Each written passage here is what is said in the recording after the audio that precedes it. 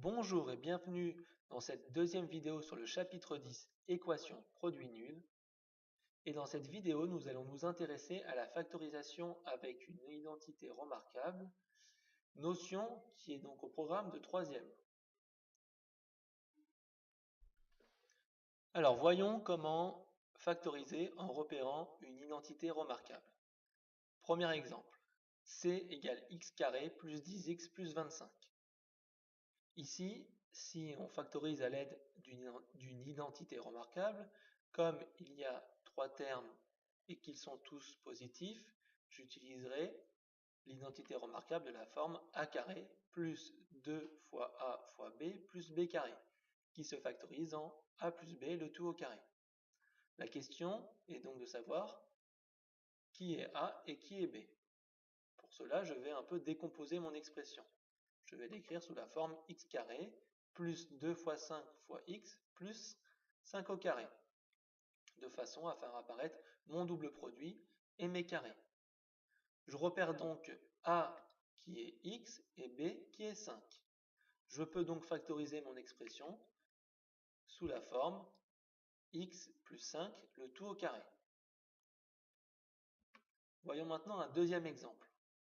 D égale 16x carré moins 24 plus 9.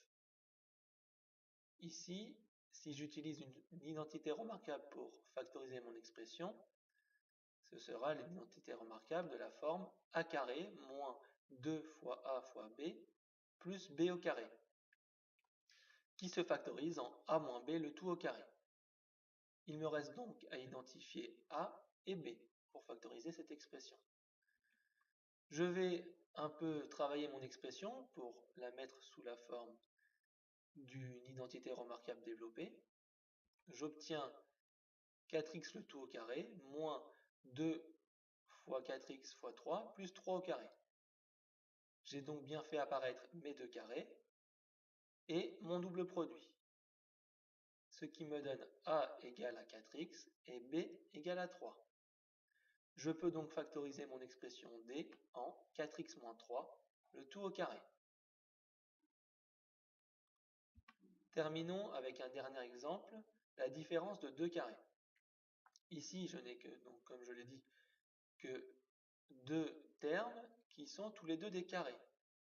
Je vais donc utiliser la troisième identité remarquable, c'est-à-dire a carré moins b carré, qui se factorise en a moins b, facteur de a plus b. Alors, si je veux faire apparaître mes carrés, 25x au carré, je l'écris 5x le tout au carré, et 64, je l'écris 8 au carré, ce qui me donne 5x carré moins 8 au carré. J'ai donc identifié mon a et mon b. A est égal à 5x et b est égal à 8. E se factorise donc en 5x moins 8, facteur de 5x plus 8. Voilà qui conclut cette vidéo. Au revoir.